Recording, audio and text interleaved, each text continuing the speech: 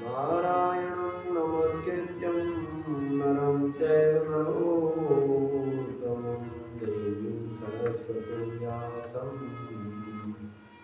ततो जयमुदीरये। वरापीडं नटवरवपो वर्ण्यो कर्णिकारम् इन्द्रद्वांस्तनपतिशं वैजयन्तीर्यमाणाम् रन्ध्रान् वेणुं रदरमया पूरयन् लोकवृन्दै वृन्दावनस्य सपदरमणं कांसिनीतिः नमोऽस्तु देव्यास्तनिशानन्दे फुल्लारण्ययातपत्रनेत्रो अनुमया प्रदीपः। वृंदावन बिहारी लाल की जय, बोलो सच्चे दरबार की जय।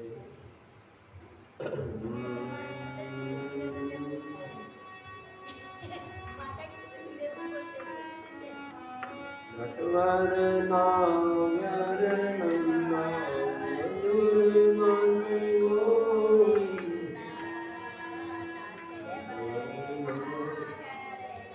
मधुरे मन गोविंदा श्याम सुंदर रूप चंदा मधुरे मन गोविंदा चंदा मधुरे मन गोविंदा तू ही नटवर तू ही नागर तू ही नागर तू ही बाल मुकुंदा मधुरे मन गोविंदा नटवर नागर नंदा मधुरे मन गोविंदा सब देवन में कृष्ण बड़े हैं सब देवन में जो दारू में चंदा मधुरे मन गोविंदा जो दारू में चंदा मधुरे मन नटवर नागर नंदा मधुरे मन गोविंदा श्याम सुंदर मुख चंदा मधुरे सब सखियन में राधा जीवनी है सब सखियन में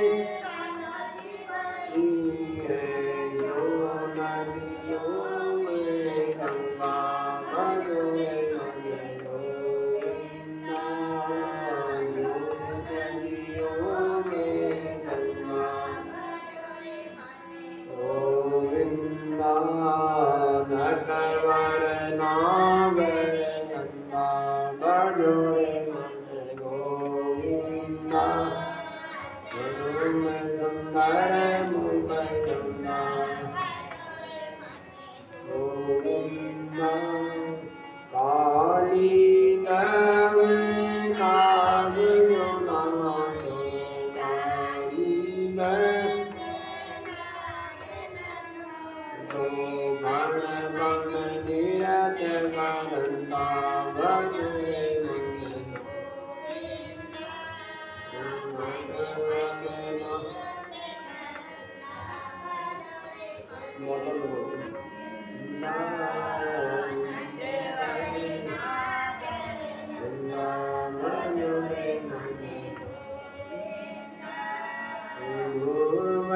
तारे पहला दुमारे तारे पहला दुमारे नरसिंह रूप नरता मधुरे मन गोविंदा नरसिंह रूप नरता गोविंदा मत हरे नाम रे नंदा मीरा के प्रभु गिरधर नागर गिरधर नागर काटो यम का फंदा गयो मन गोविंदा यम का फंदा गयो मन गोविंदा मत हरे नाम रे नंदा गयो मन गोविंदा श्याम सुंदर मुख चंदा गोविंदा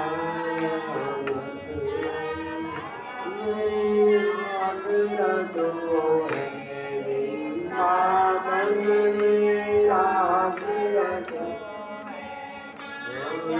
लाल मुकन्ना भगोरे गोविंदा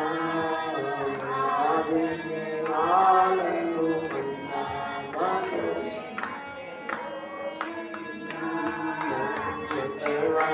नागर नंदा भगोरे गोविंदा राम सुंदर मुख चंदा भगोरे गोविंदा भगवान मुकुंद भगवान की जय राधा रानी की जय गाने वाली की जय वृंदावन बिहारी लाल की जय सचियां जोतावानी माता की जय तो भगवान शंकर ने वरदान दिया और श्री कृष्ण पुत्र प्राप्ति के लिए जामवंती ने जो संतान की याचना की है कि ऐसा ही पुत्र मेरे को भी चाहिए जैसा जो है प्रद्युम्न के जैसा, तो उसके लिए भगवान शंकर के पास गए हैं और भगवान शंकर के मंत्रों का जाप किया। शंकर जी का ध्यान करते हुए कृष्ण जी जप कर रहे थे। अनेक महीने वायु पी करके और अंगूठे पर खड़े होकर के तपस्या किया। एक लायक संतान प्राप्त करने के लिए तप करना पड़ता है। जब भगवान शंकर नंदी पर सवार आकर के आए और श्री कृष्ण को प्रत्यक्ष दर्शन दिया, ब्रह्मा विष्णु उनके साथ थे। ब्रह्मा विष्णु युतां साक्षात् गंधर्वं च सेवितः सम्भोयुनन् वासुदेवं शंकरं तामुवाच। तो भगवान शंकर कहने लगे, हे तुम पर मैं प्रसन्न हूँ, आपकी जो इच्छा है वरदान मांगिए मैं दूंगा। तो व्यास जी कहते हैं, तम दृष्ट्वा शंकरं दृष्ट्वा भगवान देवकी सुतः। व्यास जी कहते हैं भगवान शंकर को प्रसन्न देख करके देवकी नंदन भगवान कृष्ण प्रेम पूर्वक दंडवत लेट गए और गंभीर वाणी में उनकी स्तुति करने लगे। तो श्री कृष्ण ने कहा कि हे जगन्नाथ विश्वयोने आपको नमस्कार है। हे कामदेव को भस्म करने वाले मैं आपकी शरण हूँ। जन्म लेते ही गोकुल में रहते हुए मुझे कंस से भयभीत रहना पड़ा। उसके बाद नंद की गायें चरानी पड़ी और ग्वालों की आज्ञा का पालन करना पड़ा। और उन दिनों में सिर के बालों में गायों के खुर से जो धूल उड़ी उससे वृंदावन में मैं चक्कर काटते रहा। शंकर भगवान से कहते हैं श्री कृष्ण की उसके बाद काल यवन के डर से द्वारिकापुरी में भाग जाना पड़ा। अपना घर छोड़ना किसको अच्छा लगता है, अपना पैतृक घर, लेकिन मेरे को मथुरा छोड़ करके द्वारिका जाना पड़ा। किस लिए? काल यवन के डर से। और राजा अयाति के श्राप से कुल धर्म की रक्षा के लिए मैंने समृद्ध संपन्न मथुरा और द्वारिकापुरी का राज्य उग्रसेन को सौंप दिया और उनके जीवन भर उनकी नौकरी करता रहा, जीवन सेवकाई करता रहा। क्योंकि हमारे पूर्वज भी उग्रसेन को ही राजा मानते थे। तो श्री कृष्ण कहते हैं गृहस्थी का जीवन बड़ा दुखदायी होता है। इस दुखदायी में स्त्रियों पुरुषों के लिए तो कहा कि स्त्री के बस में रहना पड़ता है, धर्म छूट जाता है स्त्री के चक्कर में है? और श्री कृष्ण कहते हैं परतंत्रम सदा बंधो मोक्ष वार्ता। इसमें मोक्ष की वार्ता करना बड़ा बेकार की बात है गृहस्थी में, क्योंकि इसमें दूसरे के अधीन रहना पड़ता है, स्त्री पुत्र के बंधन में बंधना पड़ता है। तो रुक्मिणी के पुत्रों को देख करके मेरी पटरानी जाम्बवती की जो इच्छा हुई है पुत्र प्राप्त, इसलिए मैंने आपकी तपस्या की। आज मेरे को लाज लगती है कि मैं पुत्र मांग रहा हूं आपसे। लोग जो है धर्म मांगते हैं, मोक्ष मांगते हैं, लेकिन जाम्बवती ने मेरे से विशेष अनुरोध किया और मुझे मालूम है कि संसार दुखों का खान है। श्री कृष्ण भगवान कहते हैं कि अनित्यम नाश धर्माणं तथापि विरतनि में सापान नारायणम सहोहम जातोस्मि क्षिति मंडले। ये शरीर नाशवान है, शरीर रहने वाला है नहीं, और उसमें भी अगर मनुष्य को वैराग्य नहीं होता और वो भी साक्षात नारायण का अंश होने पर भी मुझे धरती में जन्म लेना पड़ा और माया के बंधन में पड़ करके मुझे नाना प्रकार के कष्ट भोगने पड़ रहे हैं। तो व्यास जी कहते हैं श्री कृष्ण ने जब शिव जी से ऐसा कहा तो शिव भगवान शंकर ने कहा तो कहते हैं दाकासु पुत्रां दशम दशम भविष्यति महाबलः स्त्रीं षोडशं सहस्रं भविष्यति शताधिकम्। अब भगवान शंकर ने वरदान क्या दिया कि बहुस्ते भविष्यन्ति पुत्रा शत्रुनिषूदनो स्त्रीणां षोडशसहस्राणां भविष्यति शताधिकम् तत्तासु पुत्रा दशदशौ भविष्यति महाबलः। वहां से पुत्र की याचना कर रहा हूं। तो शिव जी ने कहा हे शास्त्रनाथन तुम्हारे पुत्र होंगे 16,050 स्त्रियां होंगी और हर स्त्री से 10-10 पुत्र होंगे। ऐसा कह करके भगवान शंकर मौन हो गए। तब श्री कृष्ण से भगवती गिरिजा देवी ने कहा हे कृष्ण इस संसार में आप सबसे सर्वश्रेष्ठ गृहस्थी मानी जाएंगे। इतनी बढ़िया गृहस्थी किसकी होगी जिसके 10-10 पुत्र एक रानी से होते हैं और वो भी 16,150 रानियों से। 100 वर्ष व्यतीत होने पर ब्राह्मण गांधारी के श्राप से ब्राह्मण के श्राप से आपके कुल का नाश हो जाएगा, ये पार्वती ने कहा। आप अज्ञान में पड़ करके आपके पुत्र रणभूमि में जो 16,150 रानी से 10-10 पुत्र होंगे तो जब आपस में एक दूसरे को देख करके लड़ मरेंगे। और उस समय क्योंकि ब्राह्मण का श्राप और गांधारी के श्राप के कारण तब आप कृष्ण बलराम यह शरीर त्याग करके देवलोक को चले जाएंगे। शोकं कर्तव्यो भवितव्यं प्रति प्रभो अवश्यं भाव्यभावानां प्रतिकारो न विद्यते। आप भविष्य के विषय में शोक मत करना, क्योंकि जो अवश्य होने वाली घटनाओं के लिए कोई उपाय नहीं कह सकता। कितना ही उपाय कर लो तो अवश्य होने वाली चीजें हैं उनको किया कुछ नहीं कर सकते। शोक नहीं करना चाहिए। हे मधुसूदन आपके चले जाने पर परलोक चले जाने पर अष्टावक्र के श्राप से आपकी स्त्रियों को चोर अपहरण करके ले जाएंगे आप तो चले जाएंगे पहले ही, तो आपकी स्त्रियों को तब चोर ले जाएंगे उठा करके। ऐसा कह करके भगवान शंकर और पार्वती अंतर्ध्यान हो गए और कृष्णचंद्र जी अपने गुरु उपमन्यु के आश्रम में लौट आए और उपमन्यु को प्रणाम करके द्वारिका लौट पड़े। तो यह है अवतारियों का हाल। ये तो आपने देख ही लिया, इसलिए तो कहते हैं, इसलिए जो है यद्यपि ब्रह्मादि देवता सबके ईश्वर कहलाते हैं किंतु असली अधीश्वर नहीं है, क्योंकि माया रूपणी नदी के लहरों के वेग से उनका अंतःकरण भी हमेशा दुखी रहता है, क्षुब्ध होता रहता है। जैसे कांठ की बनी हुई कठपुतली उसे नचाने वाली बाजीगर के अधीन रहती है। कांठ की कठपुतली है, नचाता कौन है? बाजीगर। वैसे सब देवता महामाया के अधीन रहते हैं। उनके पूर्व संचित कर्म जैसे रहते हैं वह उसी के अनुसार ब्रह्म स्वरूपणी माया सदा उन्हें प्रेरित करती रहती है,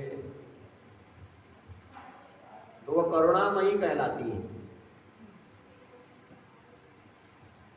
सब प्राणियों को भवबंधन से छुटकारा दिलाने के लिए हमेशा तैयार रहती है। यदि वे भगवती चराचर संसार की रचना नहीं करती तो सारा विश्व जड़ बना रहता। जब शक्ति ही नहीं होती किसी को उठने बैठने की तो फिर जड़ बना रहता। तो इसलिए संसार की जीवों की सृष्टि करती हैं, सब पर दया रखती हैं और सबको शुभ प्रेरणा प्रदान करती है। तो इसलिए ब्रह्मा विष्णु कृष्ण राम जैसे देवता भी अगर मोह में पड़ते देखे गए तो शंका नहीं करनी चाहिए, क्योंकि वो संसार को नचा रही है, उनको भी नचाती है। सब माया के अधीन रहते हैं ये सब देवता भी। तो स्वतंत्र है तो एक जगदम्बा है, इसलिए तन मन धन से श्री माहेश्वरी का भजन करना चाहिए। तीनों लोगों में उनसे श्रेष्ठ और कोई नहीं है। जो लोग पराशक्ति का स्मरण करते रहते हैं उनका जीवन सफल कहना चाहिए। कहते हैं कि हर गांव में हर नगर में शिव मंदिर हो ना हो लेकिन देवी का मंदिर अवश्य मिलेगा। जिस कुल में भगवती कुलदेवी नहीं मानी जाती उस कुल में मेरा जन्म न हो, मैं न देवी हूँ न देवता हूँ, मैं शोक से परे रहने वाला ब्रह्म हूँ। इस प्रकार सोचते हुए बिना किसी भेदभाव के नित्य उन्हीं जगदम्बा का ध्यान करना चाहिए। तो नित्य एकाग्र मन से भगवती का चिंतन करें, तो ऐसा करने से क्या होगा? मुक्ति मिल जाती है। नहीं तो कितना कोशिश करो, करोड़ों कल्पों तक जब तक भगवती का आश्रय नहीं लेते मोक्ष की प्राप्ति नहीं होती। तो ब्रह्मा विष्णु आदि सभी देवता गौरी लक्ष्मी आदि देवियां उस सच्चिदानंद रूपिणी की उपासना करती हैं। तो व्यास जी कहते हैं जन्मेजय से जो जो प्रश्न आपने किए थे वो सारे प्रश्नों का उत्तर तुमको दे दिया, अब क्या सुनना चाहते हो? तो सूर्य कहते हैं मुनियों, इस प्रकार व्यास जी के मुखारबिंद से श्रीमद् भागवत नाम का ये 5वां महापुराण बना था। ये देवी भागवत 5वां पुराण है 18 पुराण में। श्रीमद् भागवत और श्रीमद् देवी भागवत 2 पुराण है। उसमें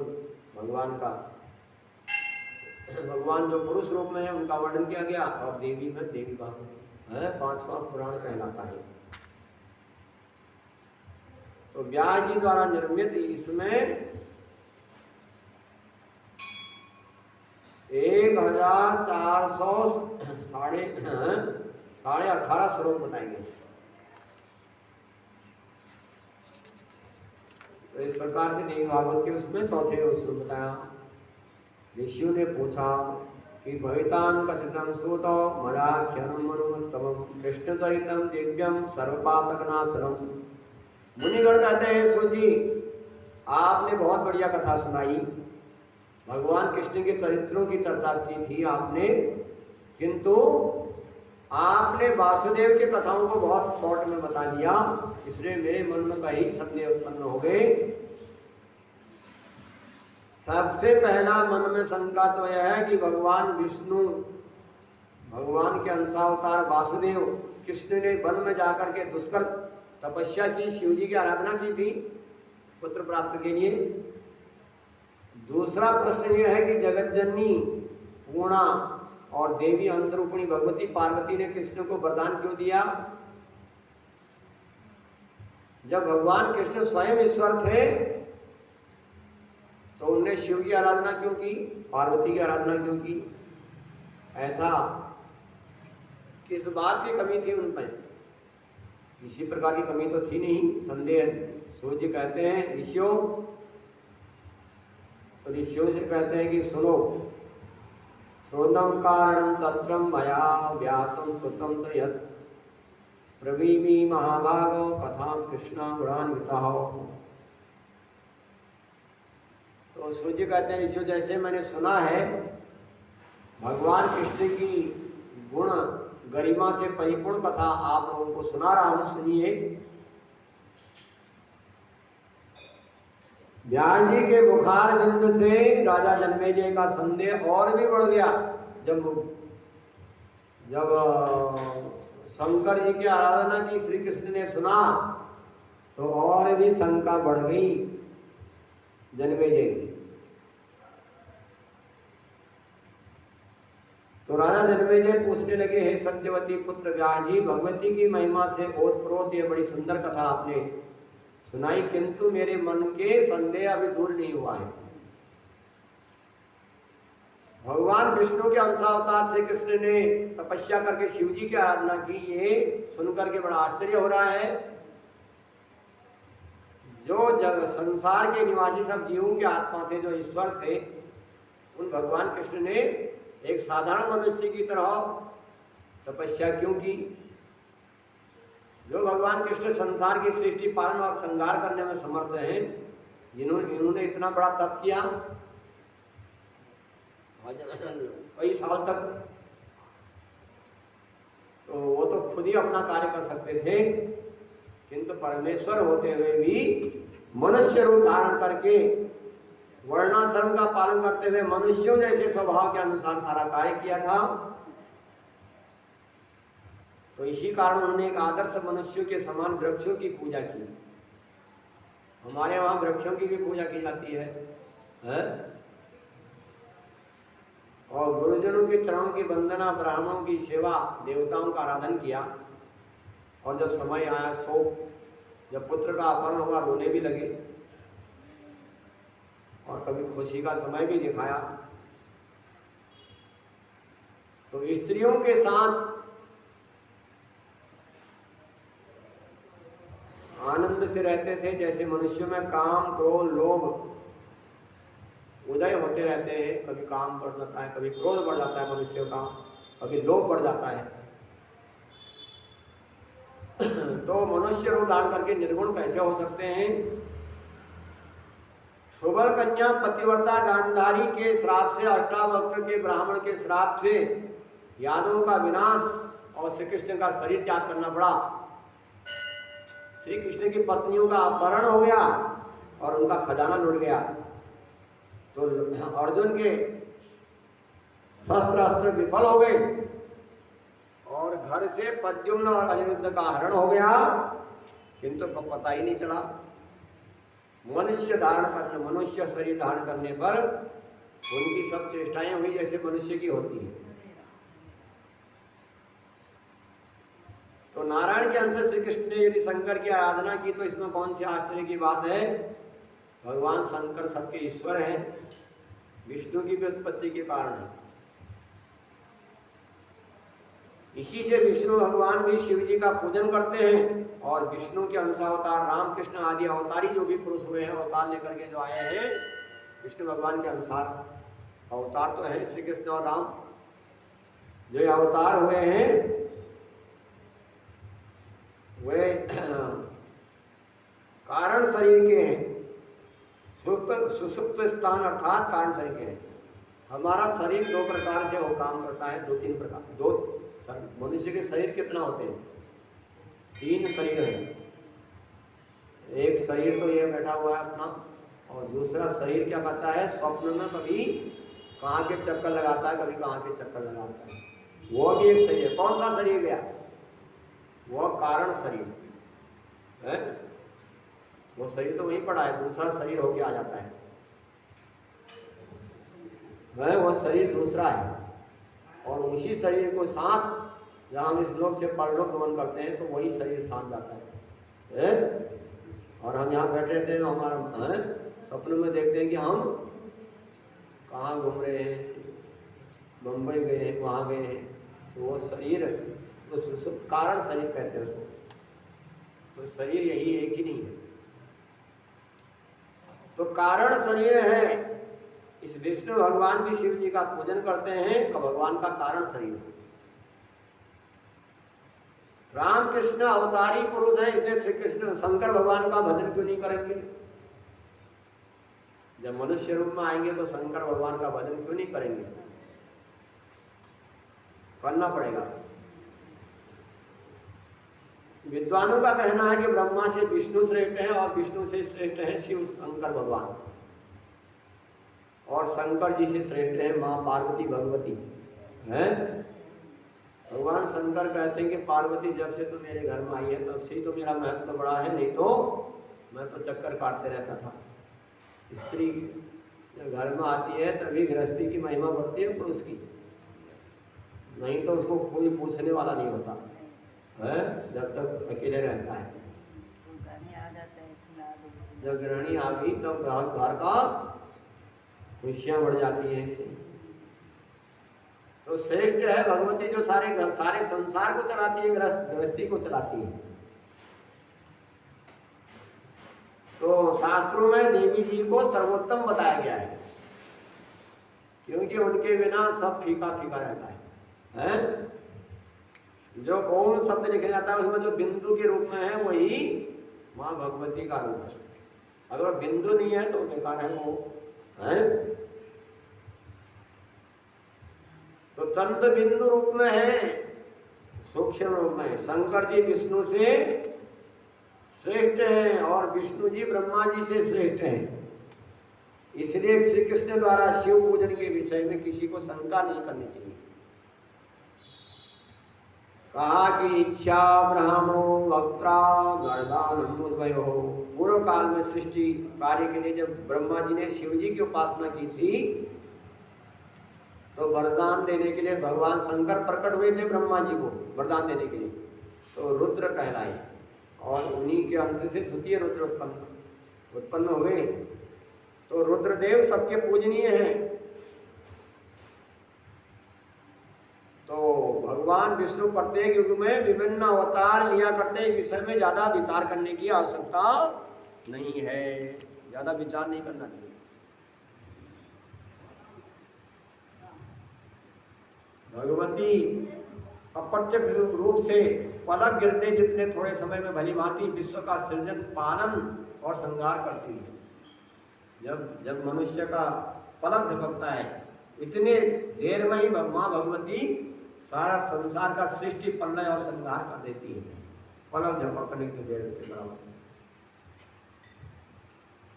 और ब्रह्मा विष्णु शिव जी को अवतार लेने के लिए प्रेरणा करती है कि अवतार लो मनुष्यों का उद्धार करने के लिए।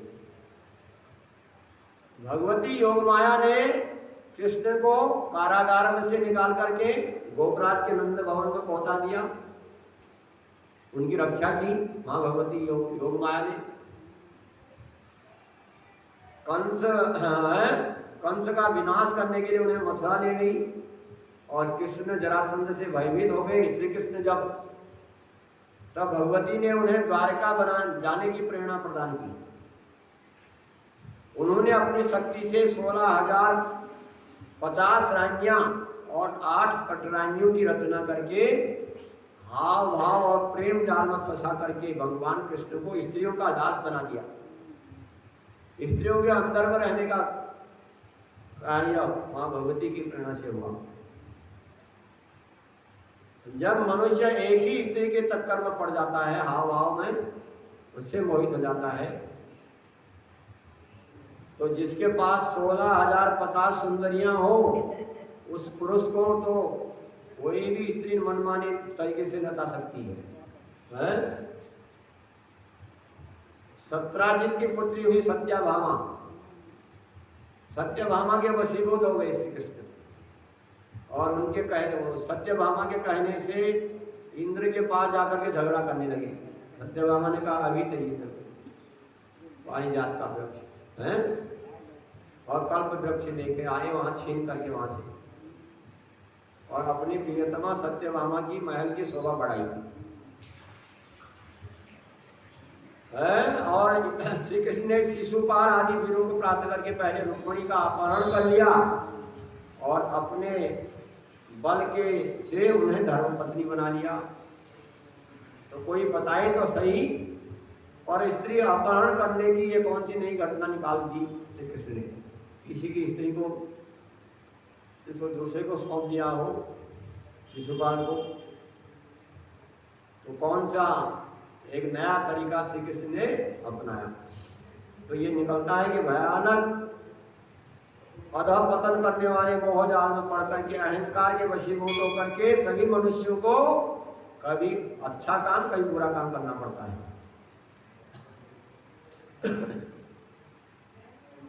क्योंकि ब्रह्मा विष्णु शिव प्रधान देवताओं की उत्पत्ति अहंकार से उत्पन्न हुई है। जब ब्रह्मा जी अहंकार को त्याग करते हैं तब सृष्टि का रचना करते हैं। जो अहंकार के अधीन रहता बंधन में पड़ता आता है। स्त्री, धन, ग्रस्त, सगे भाई बंधन के कारण नहीं होते, बल्कि मुख्य बंधनकारी अहंकार होता है। मैं ही सब कुछ करता हूँ, अच्छा काम मैं करता हूँ और बुरा भगवान ने क्या कर दिया मेरे साथ है? जो अच्छा काम करता है कि मैंने कर दिया, और बुरा कर दिया तो भगवान को डांटने लगता है कि भगवान तुमने मेरे को क्यों ऐसा किया है? तो ये काम बाकी है, अभी मैं पूर्ण करूंगा। ये अहंकार भरी धारणाएं करके प्राणी स्वयं बंधन में बन जाता है। तो कहते हैं बिना कारण के कोई कार्य नहीं होता, बिना मिट्टी के बर्तन नहीं बन सकता। ऐसे ही अहंकार के बस होते हैं सब और विश्व का पालन करते हैं।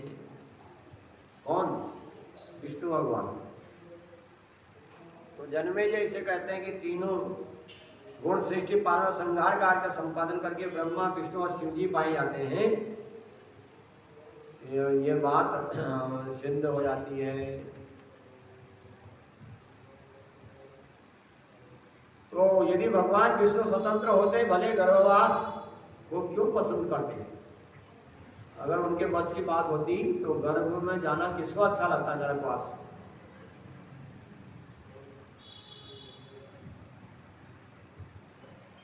तो संकट में तो इसलिए महाराज आप निश्चित समझिए कि जगत भगवती योग माया के अधीन रहता है। संसार ब्रह्मा से लेकर के तृण पर्यंत तक पशु पक्षी उनके वश में रहते हैं। मकड़ी स्वयं जाल बनाती है और उसी में फंस जाती है। उसी प्रकार ब्रह्मा विष्णु आदि देवता सब संसार तो बनाते हैं लेकिन उसी में फंस जाते हैं और संसार के सदा चक्कर काटते रहते हैं। तो अब आगे की कथा श्री तो कहते हैं राजा जनमेजय ने पूछा योगेश्वर्या प्रभावोहम कथिता चरितम विस्त्रात भूयि चरितम स्वामिन श्रोतम कोतम रहो। जनमेजय ने पूछा आपने भगवती का चरित्र विस्तार के साथ बताया, अब फिर महामाया का चरित्र का वर्णन करिए। सुनने की प्रबल इच्छा है। तो संसार महामाया से उत्पन्न हुआ है, उस महादेवी के प्रभाव की कथा कौन नहीं सुनना चाहता है। विस्तार से वर्णन करते हैं। व्यास जी कहते हैं कि सुनो राजन, शृणु राजन् प्रवक्ष्यामि विस्तरेण महात्मनो श्रद्धानुदानाय शान्ताय न कुर्यात् मन्दते पुरावृतं भूमिकारे देवदानं सेनयो। व्यास जी कहते हैं कि राजन विस्तार से महामाया के चरित्र का वर्णन करता हूँ।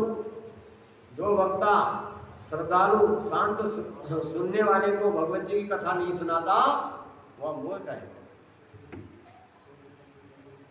कहते कथा सुनने वाले बैठे हो और फिर भी नहीं सुनाता है भगवत जी कथा है। अब सुनने वाले ही नहीं हो तो किसको सुनाए है? भगवत जी की कथा नहीं सुनाता है वह मूर्ख है। कहते जिस समय पृथ्वी में महिषासुर का राज्य, जब महिषासुर का राज्य करता था महिषासुर पृथ्वी में, तो उस समय देवताओं और दानवों में बड़ा भारी युद्ध हुआ। एक समय की बात है, उस महिषासुर नाम के दानव ने सुमेरु पर्वत पर जाकर के तपस्या की, जिसे देख करके उस महिषासुर की तपस्या को देख करके देवता लोग चकित हो गए। उसने पूरे 10,000 वर्ष तक मन में भगवान का ध्यान करके, ब्रह्मा जी का ध्यान करते हुए 10,000 वर्ष तक तपस्या की। तो ब्रह्मा जी प्रसन्न हुए और हंस पर बैठ करके आए और कहा कि वरदान मांगो। वरम वरयम धर्मात्मा ददामी तव वांछितम, तो मैं तुमको मनोवांछित वरदान दूंगा, तुम्हारी तपस्या से मैं प्रसन्न हूँ। ब्रह्मा जी ने कहा महिषासुर से। तो महिषासुर कहने लगा कि अमरत्वम देव देवम वाञ्छामि तृणं प्रभो यथा मृत्यु भयम न स्यात् वो पितामह। तो ब्रह्मा जी ने कहा वरदान मांगो महिषासुर से। महिषासुर कहने लगा हे लोक पितामह ब्रह्मा जी, मैं अमर होना चाहता हूँ, मैं कभी मरूं नहीं, मृत्यु कहीं पर मृत्यु का भय न रह जाए। ब्रह्मा जी बोलते हैं, ब्रह्मा जी कहते हैं ये तो नहीं हो सकता, संसार का नियम है। ब्रह्मा जी कहते हैं उत्पन्नस्य ध्रुव मृत्यु ध्रुव जन्म मृतस्य सर्वथा मरणोत्पत्ति सर्वेषां प्राणिनां मिलः। कहा कि संसार में जो जन्म लेता है उसको मरना जरूर होता है। पुनरपि जन्म पुनरपि मरणम, और मरने वाले का जन्म निश्चित है। ये मर गया तो ऐसा नहीं कि जन्म नहीं हो, जन्म भी होता है, क्योंकि पुराना शरीर को छोड़ करके नए शरीर में चले जाता है। तो संसार के सभी प्राणियों का जन्म मरण अवश्य विद्यमान रहते हैं सब में। कहते हैं कि नासम काले सर्वेषां प्राणिनो तेजोपंगवः महामहिनराणां च समुद्राणां च सर्वथा एकम स्थान प्रजामाणि महामते। तो अमर होने की बात तो छोड़ो, महिषासुर ने कहा, महिषासुर से ब्रह्मा जी ने कहा यह अमर होने का वरदान नहीं दे सकता, कोई दूसरी चीज मांग लो। तो महिषासुर ने कहा कि ऐसी बात है तो ऐसा हो कि देवानां न मनुष्याणां दैत्यानां, न मनुष्यों से मरो न दैत्यों से मरो है। मुझे वरदान दे, अगर आप अमर होने का वरदान नहीं दे सकते तो मुझे किसी भी पुरुष और किसी देवता से, किसी देवता दानवों के और मनुष्य के हाथ से न मरो।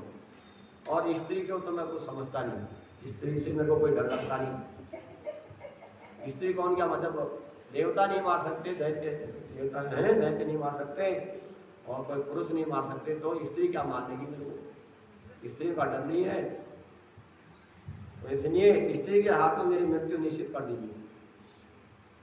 अबला कौन मारेगी? कोई नहीं मार सकता। तो अबला को तो मैं वैसे ही नहीं पड़ जाऊंगा। कहता यदा कदा दैत्येनो नायसे मरणम ध्रुवम, अगर कभी मृत्यु भी होगी तो स्त्री के हाथ से हो। हे महिषासुर, इस प्रकार पुरुष कोई न मारे। व्यास जी कहते हैं वरदान देकर, ब्रह्मा जी कहा ठीक है वरदान देकर के तथास्तु कह करके चलेंगे। तो राजा जन्मेजय ने पूछा कि महिषस्य कथम पुत्रासो कथम जातो महाबली कथम महिष रूपम प्राप्तम तेन महापुत्र महा। राजा जन्मेजय कहते हैं कि महिषासुर कौन था जिसने इतनी बड़ी तपस्या की थी? महिषासुर कौन था? और तो इसके बारे में बताइए।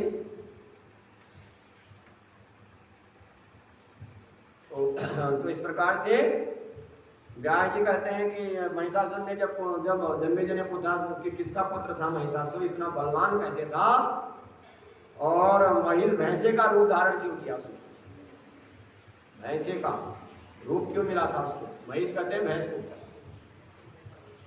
व्यास जी कहते हैं महाराज दोनों के रंभ और करम्ब नाम के दो विख्यात पुत्र हुए और उनकी कोई संतान नहीं थी। किसके? दोनों के दोनों वंश है, दानव वंश है, देवता वंश है? धनु वंश, धनु के हुए ब्रह्म और करम्ब नाम के दो पुत्र थे। दोनों की कोई संतान नहीं थी, इसलिए संतान प्राप्ति के लिए करम्ब ने पुनीत पंचनद जल में डूब करके बहुत वर्षों तक कठिन तपस्या किया। उसने तपस्या किया। रंभ नाम का दानव रसातल में बड़ वृक्ष के नीचे पंचाग्नि तापता हुआ तपस्या करता। तो रंभ और करम्ब की कोई संतान नहीं है, इसलिए उन्होंने तपस्या करना आरंभ किया। रंभ ने रसातल में वृक्ष के नीचे चारों तरफ अग्नि जला करके तपस्या करना आरंभ किया और रंभ ने पंचाग्नि ताप। तो इस बात को जान करके देवराज इंद्र को बड़ा दुख हुआ कि रंभ काय के लिए तपस्या करता है। तो दोनों दानवों के पास इंद्र गया और पंचनद के जल में इंद्र का मगर के रूप में घुसे वह, और तब पारायण करम्ब का पैर पकड़ लिया। जो करम्ब जल में बैठ करके तपस्या कर रहा था, तो इंद्र ने मगर का रूप बनाया और उसका पैर पकड़ लिया रंभ का। उसके पश्चात दुष्ट करम्ब को वृत्तासुर का वध करने के लिए बोले और वृत्तासुर का वध करने वाले इंद्र ने उसको मार डाला। रंभ को मार दिया इंद्र ने जब तपस्या कर रहा था। अपने भाई का निधन सुन करके रंभ दानव को बहुत दुख हुआ। करम्ब मारा गया। रंभ और करम्ब दो भाई हैं जो तपस्या कर रहा था। करम्ब मारा गया तो इंद्र ने मगर के रूप में उसको खींच करके जल के नीचे ले गया, मार दिया। और रंभ बड़ा दुखी हुआ, इसलिए उसने अपने हाथों से अपने सिर काट करके अग्नि में हवन करने की इच्छा की। कहा कि मैं भी नहीं रहूंगा संसार में। अपना मस्तक काटने लगा और हवन करने के लिए तैयार हुआ। तो इसलिए उसने क्रोध के साथ अपने बाएं हाथ से बाल पकड़े और दाहिने हाथ में म्यान ले लिया हाथ में और मस्तक काटने को तैयार हुआ। तो अग्निदेव प्रकट हो गए। उसने कहा रोको, रुकिए। और उन्होंने रंभ से कहा, अग्निदेव ने प्रकट होकर के कहा कि उत्तम दैत्य मूर्खोसी स्वसम सोतमिश्री। उनका तुम बड़े मूर्ख हो, अपना सिर काटना चाहते हो, है? आत्महत्या करना ठीक नहीं है, किंतु तुम उससे करने को तैयार हो गए। तुम्हारी जो इच्छा है वरदान मांगो। तुम्हारे मरने से क्या बनेगा? मरने से क्या मिलेगा? मरने से तो कुछ दिखाई नहीं देता, न कुछ होता है। तो जिंदा रहोगे तो सब कर पाओगे। तो रंभ ने जो बाएं हाथ से पकड़ा हुआ हाथ बाल पकड़े थे वो छोड़ दिया और कहा कि आप मेरे को जब प्रसन्न है तो वरदान दीजिए कि मुझे त्रिलोक विजयी शत्रु सेना का विनाश करने वाला पुत्र प्राप्त हो जाए। ऐसा पुत्र प्राप्त दो जो मेरे को जो सारे तीनों लोगों को नष्ट कर दे। और देवता दानव मनुष्य कोई और रोक न पाए। जब जैसा रूप धरना चाहूं तो वैसा रूप धारण कर लूं। कोई प्राप्त न कर पाए, देवता दानव मनुष्य, और जब जैसा रूप धारण कर सकूं और सब लोग मेरी वंदना करें। अग्निदेव बोले तुम्हारी इच्छा पूर्ण होगी, तुम्हें वैसा ही पुत्र प्राप्त होगा, तुम मरने का विचार त्याग करो। जिस स्त्री में तुम्हारा मन आसक्त होगा उसी से तुम्हें बलवान पुत्र प्राप्त होगा। तो ऐसा पुत्र तुमको मिलेगा जिस पर तुम्हारा मन लग जाएगा। तो अग्निदेव ने इस प्रकार उसके मन भाव सुन करके साष्टांग प्रणाम किया, वहां से चल पड़ा। यक्षम परमितम स्थानम रमणीय श्रियान्वितौ दृष्ट्वा चक्रे तदा भावं महिषा दानवोत्तमौ। यद्यपि वहां बहुत ही रूपवती स्त्रियां, मधुमती स्त्रियां थी, किंतु सबको त्याग करके उसी पर आसक्त हुआ। तो एक महिषी को देख करके आसक्त हो गया, वैसे स्थान पर पहुंचा।